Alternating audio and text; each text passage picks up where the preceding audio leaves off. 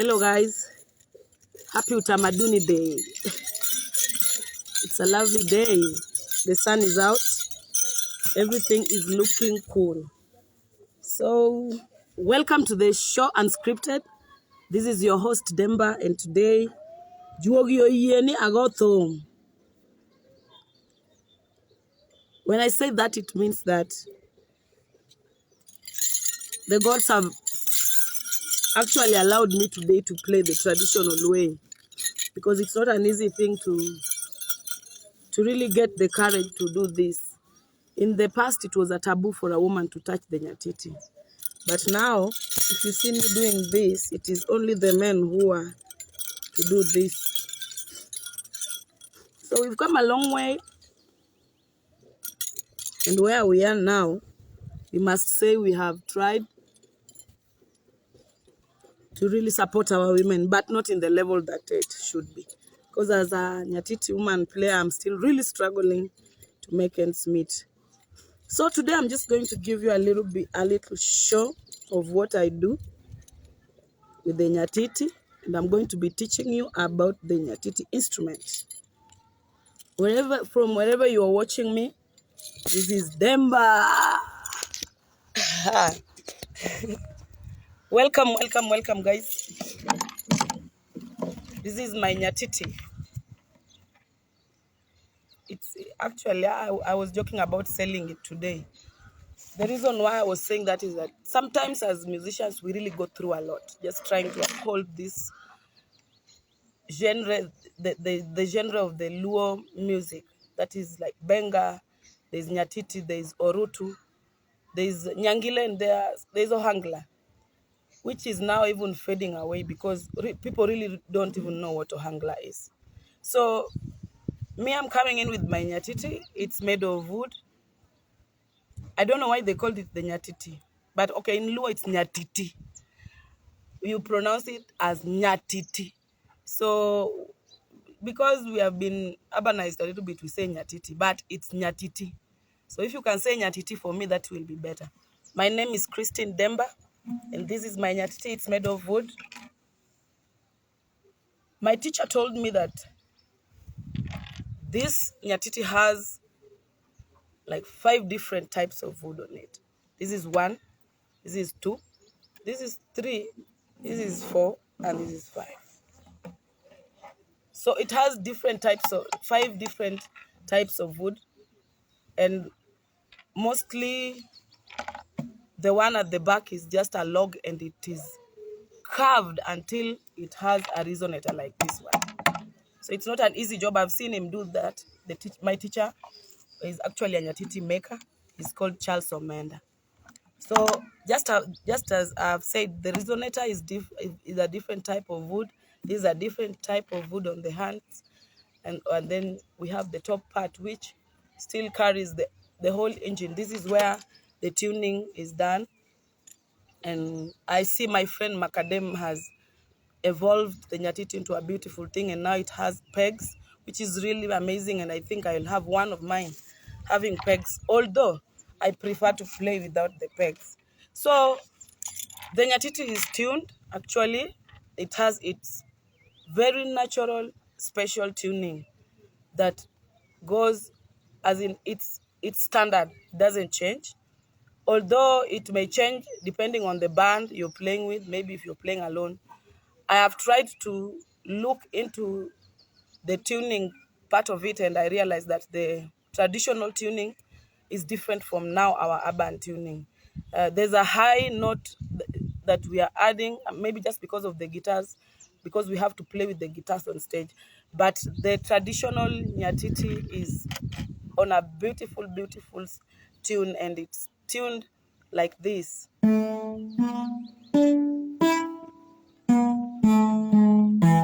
It's made in a way that the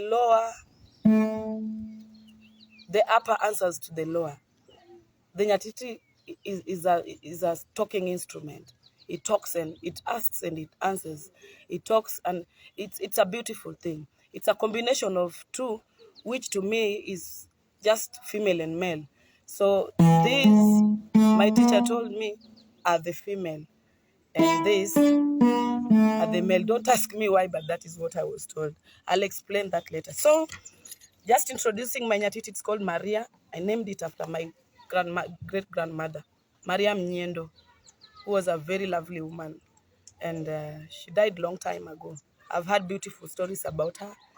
And she was a very nice Anglican church woman. She was a godly woman.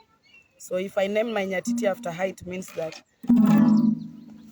it's all about God. He's the creator of everything. He created art, and he instilled it in me, and this is it. So the next part of the nyatiti is the accompaniment. This is what I was putting on my leg. It's called gara.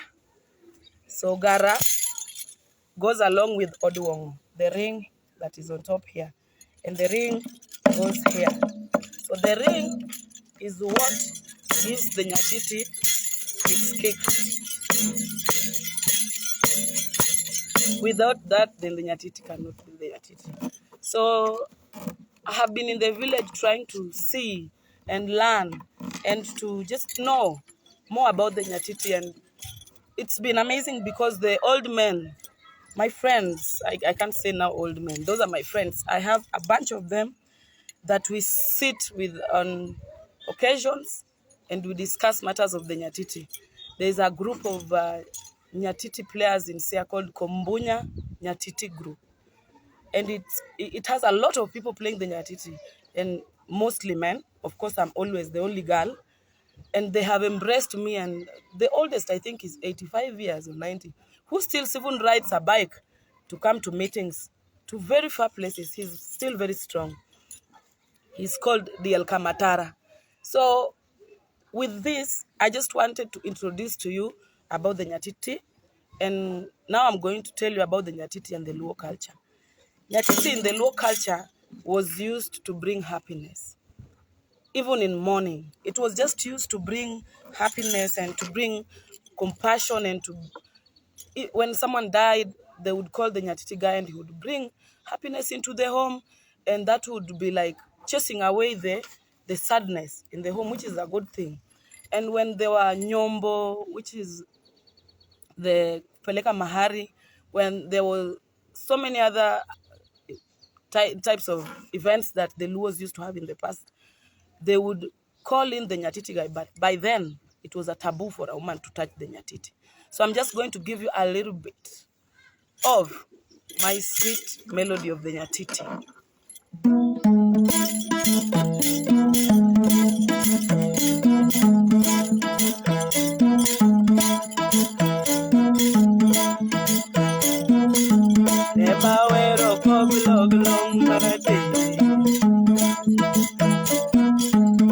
Baba go belong, Yaluo go belong, Yatiti go belong, Marate, go belong, Marate, go belong, Marate, go belong, Marate, go belong, Marate, go belong, oh lo lo lo lo belong, yeah le le le le belong, awelo go belong, nema awelo go belong, nema awelo go belong, Marate, go belong.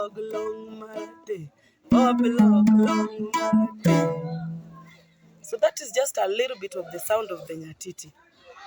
And Koblogilong Marateng is like the national anthem of nyatiti, like the Luo anthem of the nyatiti music.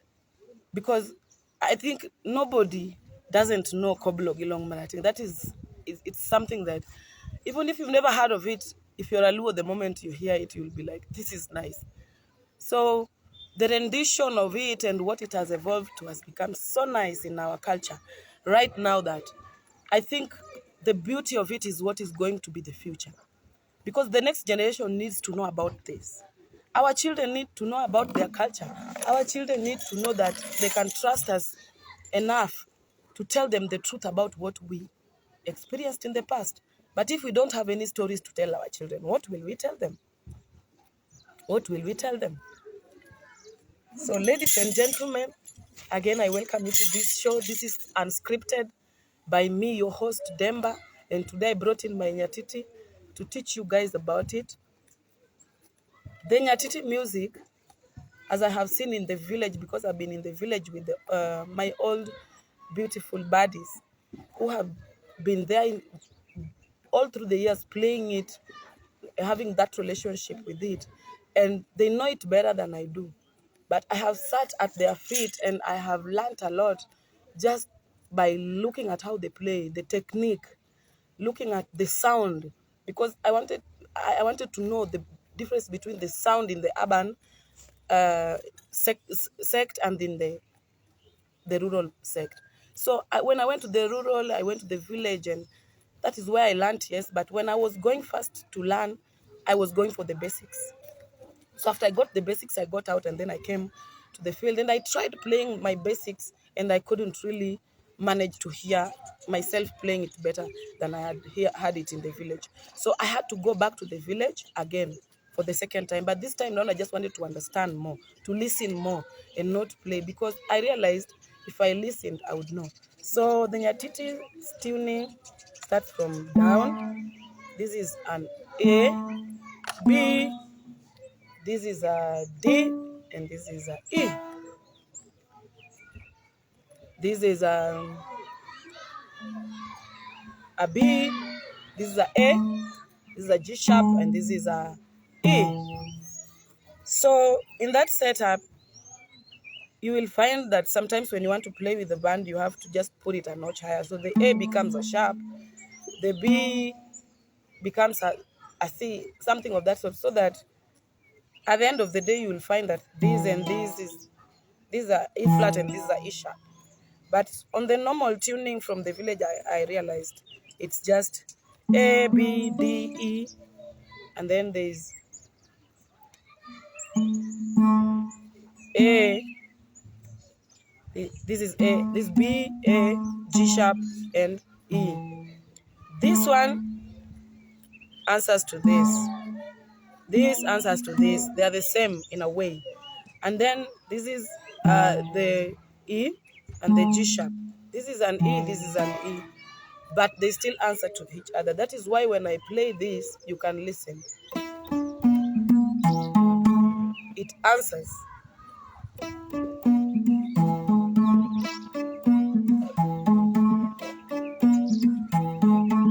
Oh my Kimutai. That is how the Nyatiti is. It answers. It's a combination of two people. It's like a girl, a woman, and a man storying. Oh my Kimutai, oh my Kimutai, my sweet Kimutai, my baby Kimutai, Jairana Kimutai, Aeriga Kimutai, Agonviga Kimutai, Yae Kimutai, mon amour, je t'aime, mon amour, je t'aime, mon amour, je t'aime, before.